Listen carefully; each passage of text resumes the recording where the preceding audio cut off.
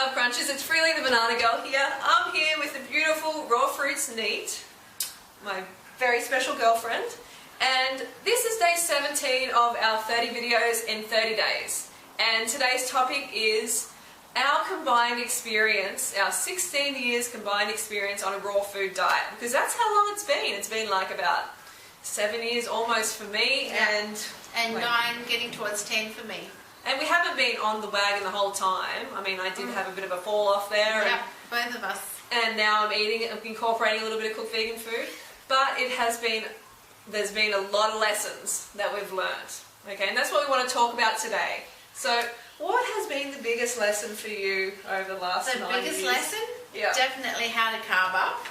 Yeah, how to carb the fruit up. Yep, and not be afraid of fruit, eating enough fruit. And now eating cooked root vegetables in the evening. How important is it? Like, so how good you feel, how you perform, how fit you get?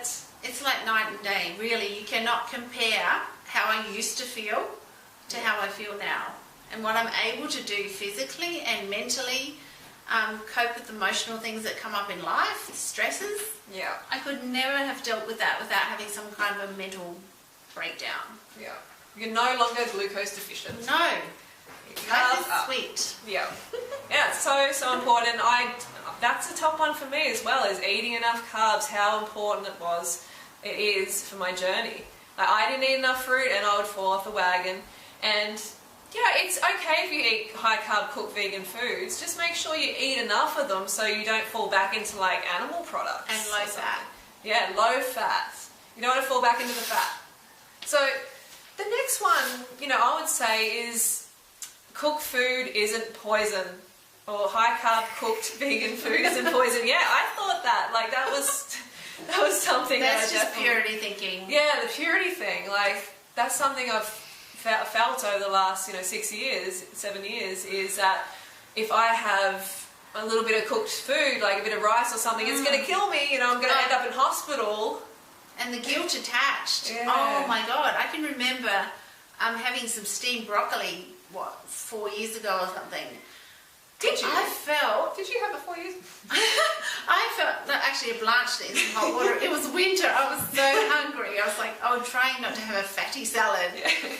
And I felt so guilty. Yeah. Like, so guilty. So much stigma and attached. It's ridiculous. Yeah. It was vegan. It was healthy. It was a whole food. I mean, what the fruit? That's right. It's like, what's the lesson out of this? Like, just get in the carbs. Seriously, if they're cooked, if they're raw, get them in. As long as they're vegan. As long as they're vegan, exactly. And low fat. No fat. Very, very important.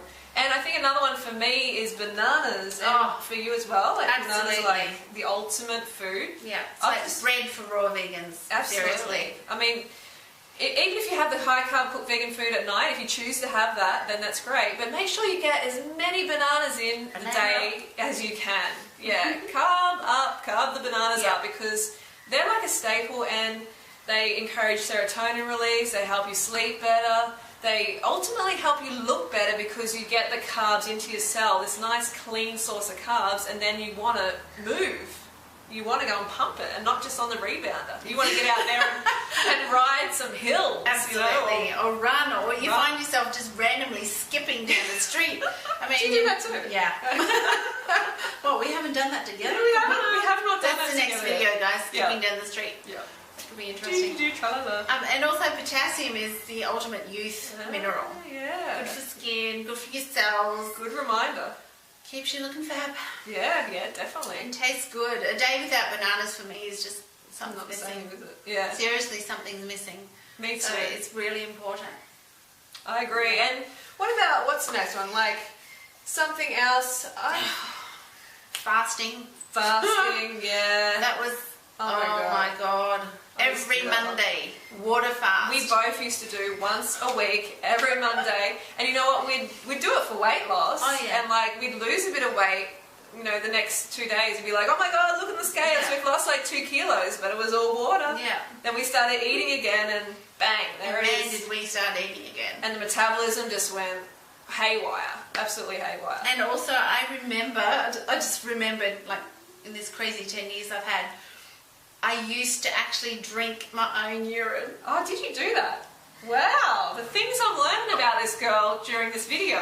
How disgusting. I mean, seriously, it's called Shivambu or something. And Oh, yeah. I read a whole book on it. And on my days of fasting, I mean, Oh, the thought God. of it now is just so disgusting. During the fasting, drinking piss. No. Clean piss though.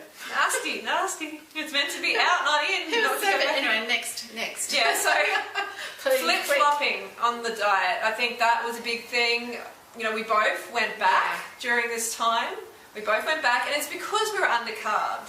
And that's just another lesson to go, you know, to go fruit yourself or to root yourself. Get the carbs in, because you may flip-flop, you may go back to animal products. Absolutely. I mean, if you don't have any ethical attachment to animals, then you will likely be eating them again if you get undercarbed. Yeah. I know you might be saying, no way, I'd never do that, but seriously, if you don't build that ethical attachment, that's something that we have done over the last, 16 years. Like, gradually we've built that ethical attachment. At first, we were all about health and appearance. Health and appearance, absolutely. The ethical attachment is so important if you want to keep on this path. I mean, 2010, I went back to eating my animal friends simply because I was undercarbed. It is that simple. Yeah. We as humans tend to overcomplicate things, and it's not complicated. It is that simple. Fill up your glycogen tank. Yeah. If you don't want to eat animals. Absolutely. Totally. If you're running low on glucose, then you're going to be looking for some other calories. And especially when the rest of society is eating animals, basically the rest of society, it's kind of like, it's okay. Yeah. I'll eat them too. Keep your standards low. Yeah. And it's okay. Well, lift your standards high. Surround yourselves with high moral standard people like Free. I mean, she's amazing. She holds me up here, and I think sometimes, will you stop it? Will you lower your standards? She holds me up too. It's kind of scruff sometimes, but it's important. Like, you surround yourself with too. Yeah, I think that's about it. Yeah. That's what we wanted to address today. There's a lot of learning to be done over the years, and we feel like we've really come a long way, and I feel like I continue to learn and learn and grow. And it is a process. For as long as we're living, we've got to be learning. Yeah. As long as it's in the direction we want to be going, just keep learning. Keep yourself open to learning new things. Yeah. And aspire to those who are getting the results that you desire. Well said. Yeah. Yeah. Cool. Thank you so much for coming in. Mwah. Say goodbye to the carb crunchers. Bye. I will see you tomorrow for day 18. I'll see you Don't forget to go fruit yourself or root yourself. I'm lovely seeing you. Ciao. Potato.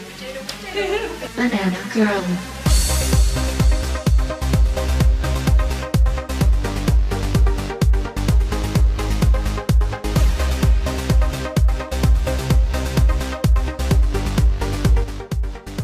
Go fruit yourself.